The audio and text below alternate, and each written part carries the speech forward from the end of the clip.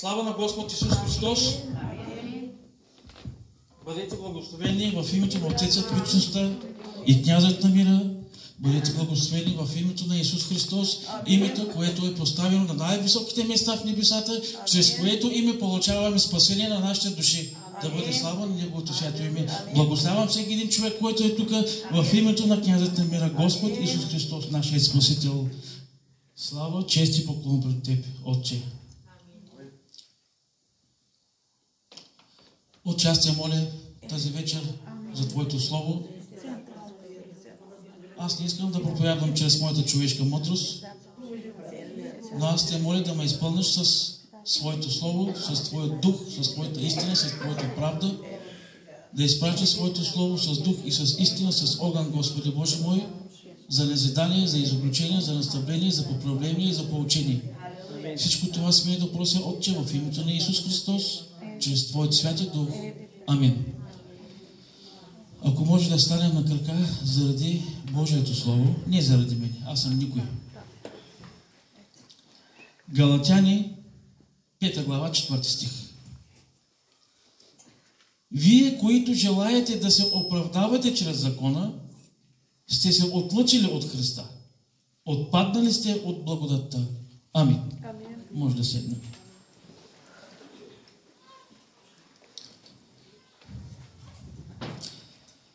Така говори Божието Слово. Че тези, които желаят да се оправдаят чрез закона, са се отлъчили от Христос. Отпаднали са от благодатта. И това не са мои думи, но това са думи от Божието Слово. Това са думи на големият Божий човек, апостол Павел. И понеже Божието Слово ни казва във 2 Петрово, 1 глава, 21 стих, че никога не е идвало пророчество от човешка воля. Но светите човеци са говорили от Бога, движими от Святия Дух. Затова аз вярвам и съм напълно сигурен, че Павел, за да напише тези изобличителни слова, той е бил воден от Святият Божий Дух. Амин. Дай Боже всеки един от нас да е изпълнен с Божия Дух и да е воден от Святият Божий Дух. Амин. Но защо така ни говори Божието Слово чрез Павел? Какво иска да ни каже Павел с тези думи? Всъщност това искам да размишлявам. Точно върху това. Кой е Павел? Какво е закона? И какво е благодатта? Кой е Павел? Първа точка. Божието Слово в 2 Коринтяни 11:22 ни казва, че Павел е евреин от Израилевите племена, Авраамов потомък. В Деяния на апостолите 22 глава, 3 стих ни се казва, че Павел е юдеин, роден в Тарс Киликийски и е възпитан много строго в предадения от бащите закон. При Гамалиил. Гамалиил е бил фарисей, законна учител, член на Синедриона, уважаван от народа законна учител. Гамалиил е имал много голямо влияние между евреите. Учителите от Талмуда, за тези, които не знаят какво е Талмуд. Талмуд означава разисквания върху Стария Завет или проповеди върху Петокнижието. Точно тези учители от Талмуда казват, че Гамалиил е син на един равин на име Симон и внук на един законен учител Хилел. Това са известни фарисеи от евреите. И Гамалиил е техен син. Павел, преди да стане Божий служител, е бил възпитаван при такъв човек, който произлиза от такова семейство, законно учители. Павел е бил много ревностен относно Божия закон. До такава степен ревностен, че е гонил до смърт последователите на Исус Христос. Той е връзвал и предавал на затвор мъже и жени, които са повярвали в името на Исус Христос. В Галатяни 1 глава 13-14 стих Божието Слово ни казва, че Павел, преди да стане Христов служител, е напредвал в юдейската религия. Как е напредвал в юдейската религия? Като е гонил и разорявал Христовата църква. Но в един момент от живота на Павел става една много голяма промяна. Дай Боже, тази промяна, която е осъществена в живота на Павел, да стане в живота на всеки един от нас. Павел беше взел писма до всичките синагоги в Дамаск от първосвещеника. И имаше разрешение, ако намери мъже и жени, последователи на Исус Христос, да ги докара вързани в Иерусалим. Но по пътя за Дамаск една светлина от небето светна около Павел. И той е паднал на земята и е чул глас: Савле, Савле, защо ме гониш? Преди да стане Христов служител, той се е казвал Савел, след като става Христов служител, се казва Павел. След като е чул този глас, Павел е казал: Кой си ти, Господи? Вижте, досега Павел е бил гонител на църквата. И в един момент от неговия живот се случва нещо необяснимо. Чува някакъв глас: Савле, Савле, защо ме гониш? При положение, че той е бил гонител на църквата, той отговаря: Кой си ти, Господи? Гонител на църквата, но същевременно в този момент се убеждава, че Господ му говори. Това е нещо много странно. И това, във всичко това, което говоря, аз виждам една уникална Божия любов.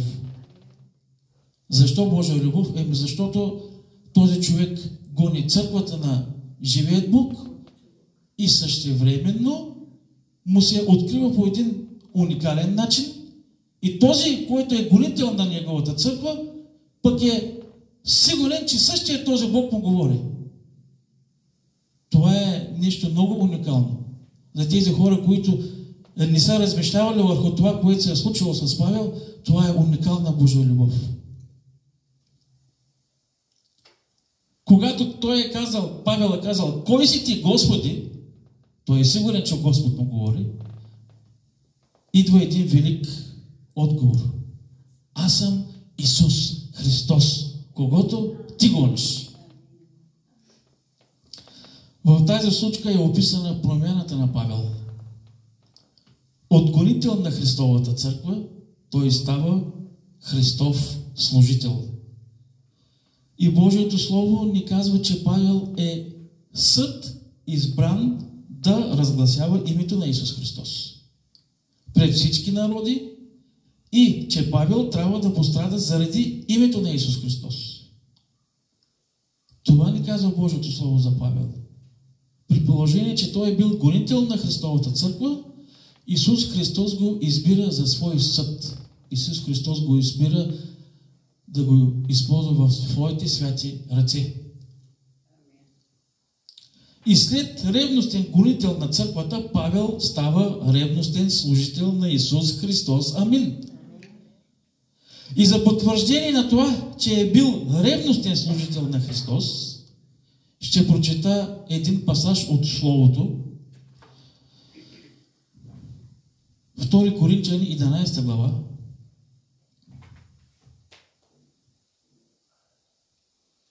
Втори Коринтияни 11 глава от 23 до 28. до такава степен ревностен служител на Исус Христос, вижте само през какво е преминавал този човек. Ние в сегашно време можем да се оплакваме от най-малките проблеми. Сега ще чуете този човек през какво е преминал. Служители Христови ли са? Аз повече. Бил съм в повече трудове, в тъмници още повече, в бичуване чрезмерно, много пъти и на смърт. 5 пъти юдеите ми удариха по 40 удара без един. 3 пъти бях бит с тояги. Веднъж ме биха с камъни. 3 пъти съм претърпял корабокрушение. Една нощ и един ден съм бил по морските дълбочини. Много пъти съм бил и в пътешествие, в опасност от реки, в опасност от разбойници, в опасност от съотечественици, в опасност от езичници, в опасност в град, в опасност в пустиня, в опасност по море, в опасност между лъжебратя, в труд и мъка, много пъти в неспане, в глад и жажда, много пъти в неядене, в студ и в голота. И освен другите неща, които не споменавам, има и това, което тежи върху мене всеки ден. Грижата за всичките църкви. Амин. Вижте каква съвършена, уникална промяна. Гонител на Божията църква получава промяна по един уникален начин, започва да служи на Исус Христос, започва да създава църкви, започва да благовестява за Исус Христос и преминава по време на служението си, той преминава през толкова трудности, за които трудности ние в днескашно време даже не можем да си помислим. И който и да е най-големият пастор в днескашно време, ако премине през такива трудности, мисля, че съм сигурен на 99%, 99%, че този човек ще отпадне от вярата. Говоря ви съвсем сериозно. Аз това мисля.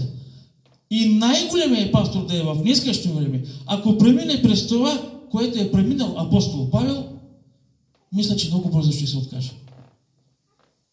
Труд, неядене, неспане, бой, бичуване, хулене, оплюване, да прекарва деня и нощта на морето, по дълбочините на морето. В опасност между лъже братя. Може би това е едно от най-опасните неща и в днескашно време. В опасност от лъже братя.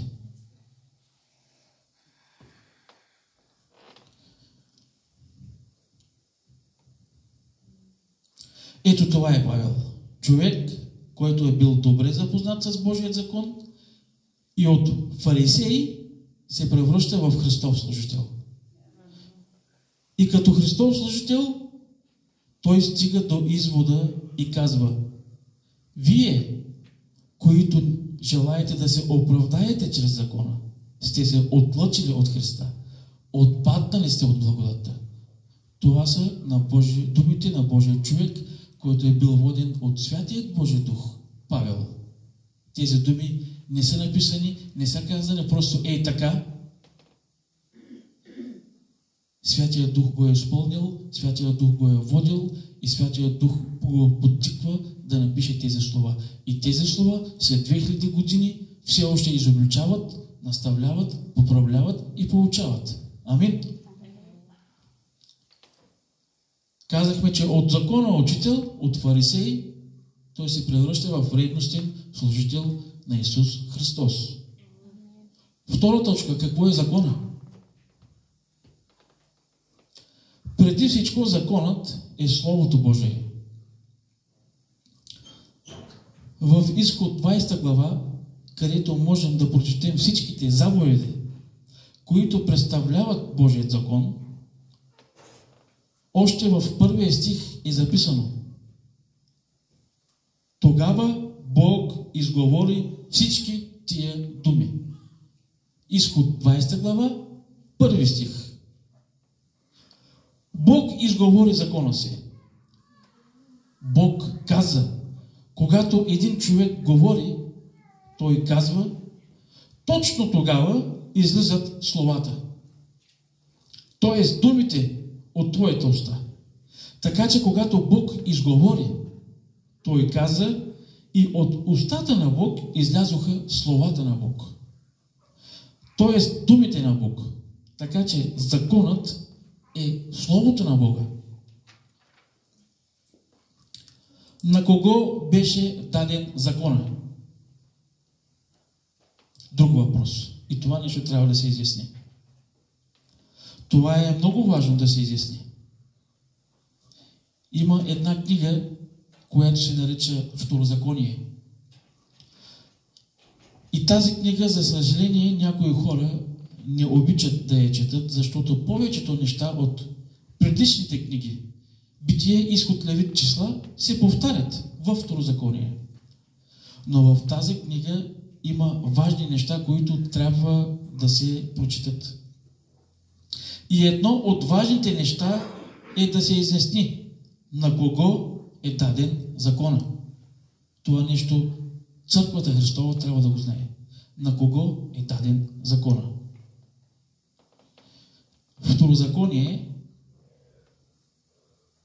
5 глава, от 1 до 3 стих.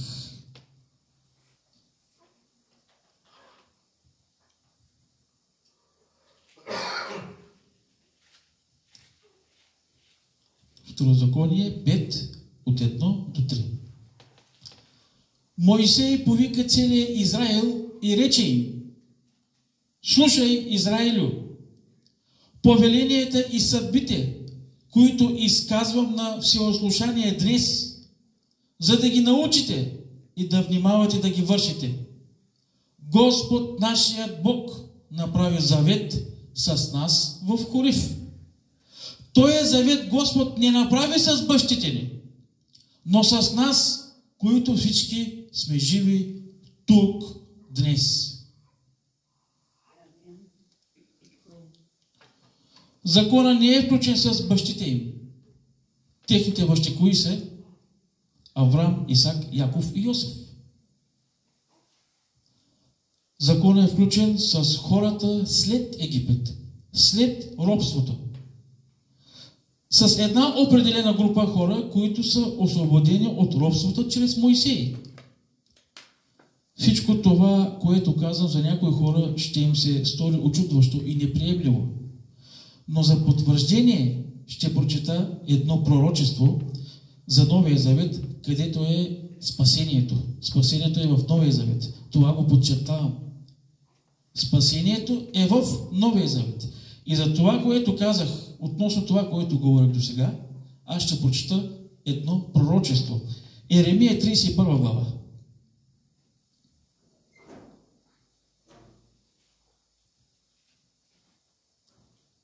Еремия 31 глава, от 31 до 34.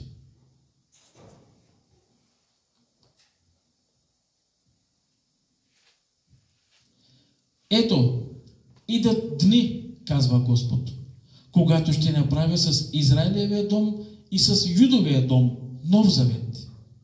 Не такъв завет, какъвто направих с бащите им в деня, когато ги хванах за ръка, за да ги изведа из египетската земя, защото те престъпиха моя завет, поради което аз се отвърнах от тях, казва Господ. Но ето заветът, който ще направя с Израилевия дом. След ония дни, казва Господ, ще положа закона си в вътрешностите им и ще го напиша в сърцата им. Аз ще бъда техен Бог и те ще бъдат мои люди. И няма вече да учат всеки ближния си и всеки брата си и да казват: познайте Господа, защото те всички ще ме познават. От най-малкия до най-големия между тях, казва Господ, защото ще простя беззаконието им и греха им няма да помня вече. Амин. Това е едно пророчество в Стария Завет за Новия Завет. Това е едно пророчество в Стария Завет за Новия Завет. И тъй като спасението е в Новия Завет, и тъй като Спасителят е Исус Христос, По най-спокойния начин може да се каже, че това е едно пророчество за Исус Христос. И ако сте забелязали в тези стихове какво е написано, дори тези хора, които бяха спасени от Египет, с които хора Бог включи завет, като им даде закона си, същите тези хора престъпиха завета на Бог. Тоест, същите тези хора, които бяха спасени чрез ръката на Мойсей от Египет, те получиха Божият закон, Божиите повеления и същите тези хора престъпиха заповедите на Бог. Тоест, закона. Затова Бог включи нов завет чрез Исус Христос, който е Спасител. И всичко това, което говоря сега, апостол Павел е бил много, ама много добре запознат с това. Затова Павел в Галатяни 3 глава, от 23 до 26 стихове казва, Галатяни 3,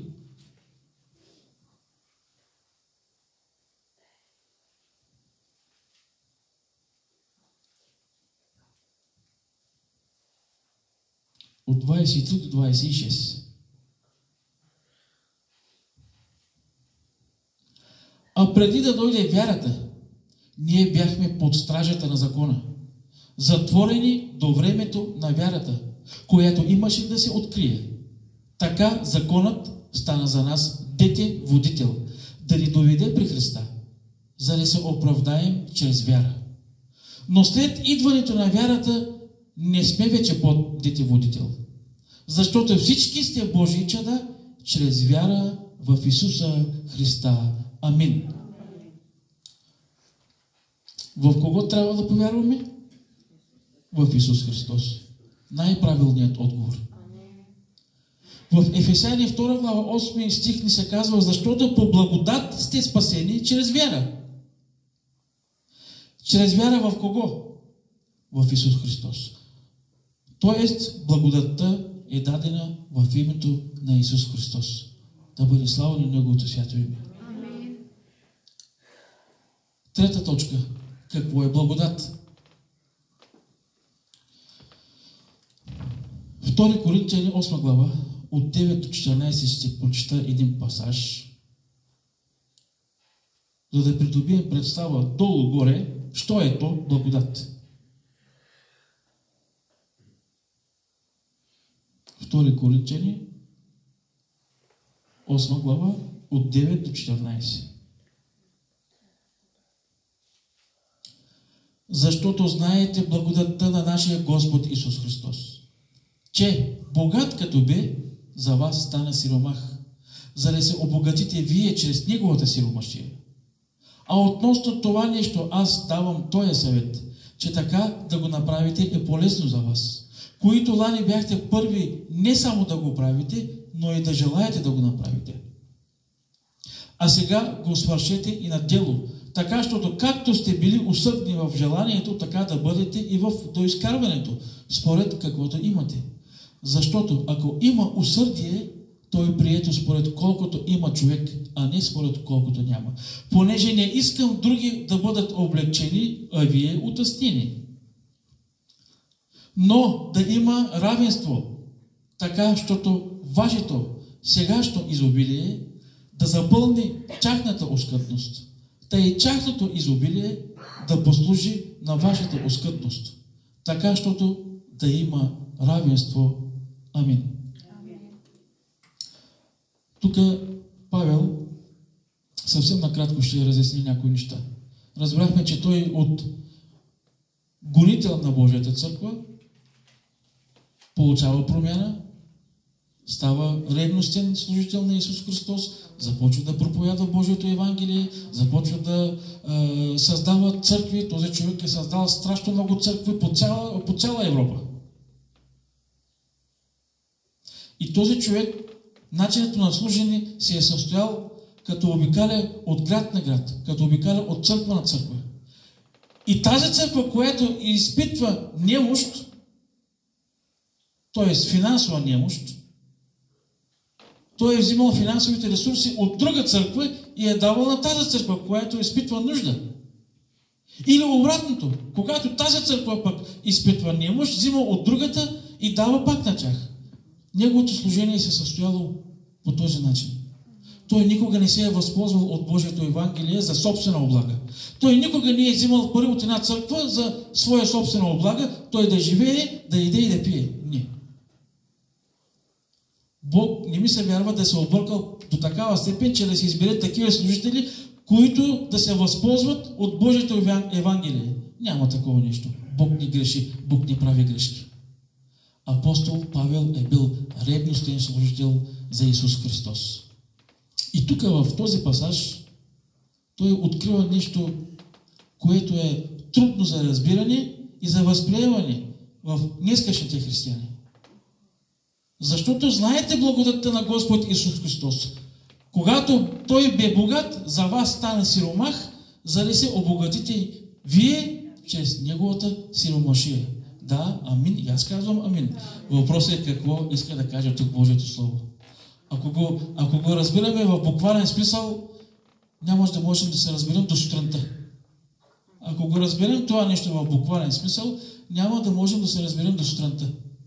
Защото нито един човек, нека да бъдем откровени, нито един човек в днескашно време не бе изкарал своето собствено богатство от джоба си и да го раздели на другите. За да може и той да остане сиромах и да е част от тях. А това го разбираме в буквален смисъл. Но апостол Павел по-надолу в стиховете разяснява нещо друго. Особено в 14 стих. Ще го прочита пак. Но да има равенство, така, щото вашето сегашно изобилие да запълни тяхната оскъдност. Та и тяхната изобилие да послужи на вашата оскъдност, така, щото да има равенство. В един единствен стих апостол Павел подчертава на два пъти една и съща дума. Думата равенство.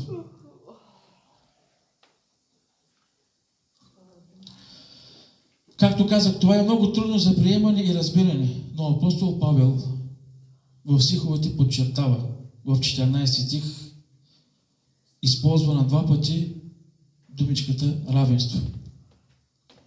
И като чуем за думичката равенство, за кои хора можем да се сетим? Отправям един въпрос. Ако някой може да ми отговори, бих се зарадвал. Като чуем думичката равенство, за кои хора можем да се сетим? Не, хора, които обичат Бога и са равни. Значи, то не дели богати и бедни, равни хора. Докато размишлявате, аз ще си приготвя стиховете. Да, защото равенство означава, когато аз нямам да ми даде някой и когато той няма, аз да му дам. Това е равенство. Да не се стремиш... Слава на Господа за този начин на мислене. И ще прочита пасажа. Когато чуя аз думата равенство, се сещам за първата църква, за първите християни, които са описани в книгата Деяния на апостолите, 2 глава, в края на главата. 43 до 47 стих. И страх обзе всяка душа. И много чудеса и знамения ставаха чрез апостолите. И всичките вярващи бяха заедно. И имаха всичко общо. И продаваха стоката и имота си. И разпределяха парите на всички, според нуждата на всеки го. И всеки ден прекарваха единодушно в храма. И разчупваха хляб по къщите си. И приемаха храна с радост и, забележете, приемаха храна с радост и простосърдечие. Това в днескашната църква вижда ли се, усеща ли се? Виждате ли го това? Простосърдечие. Аз го виждам. И аз съм на същия принцип. Няма значение.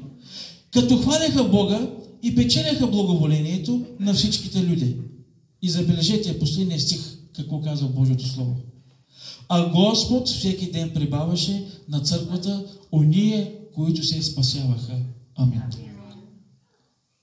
Всички бяха заедно и имаха всичко общо. Тоест бяха равни. бяха единодушни и единомислени. И както ни казва в 43 стих, страх обзе всяка душа. Преди малко, когато сестра Маланка стана и каза да се молим за тези хора, които са починали, за техните семейства, по-точно, за техния син, тяхната дъщеря, и ти даде един пример. Той е валиден за всеки един от нас. Сега в момента можем да се говорим, но аз или ти, като се приберем в къщи, или аз ще чуя за тебе, че си отминал, или ти ще чуеш за мене, че съм отминал. Такъв е живота. Бог дава, Бог взима. И каза една дума: да бъдем единни, да бъдем сплотени, да бъдем единомислени, да бъдем единодушни. Знаете ли това нещо как се постига? Първият стих на този пасаж казва: и страх обзе всяка една душа.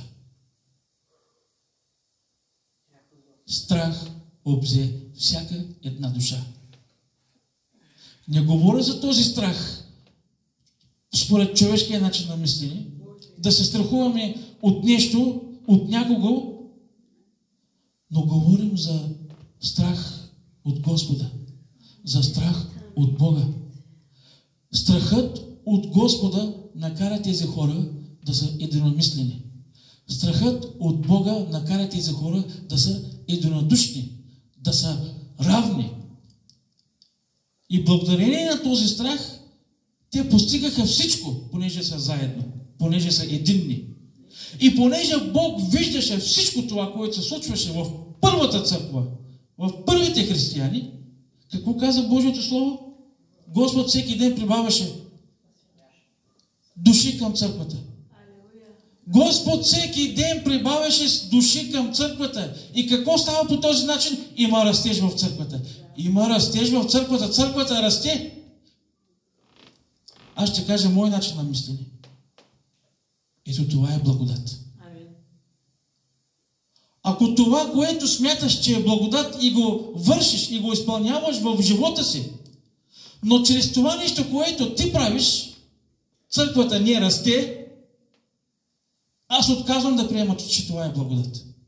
Благодат е само единствено, когато има растеж в църквата. Амин. И ще го повторя пак. Благодат е само тогава, когато има растеж в църквата.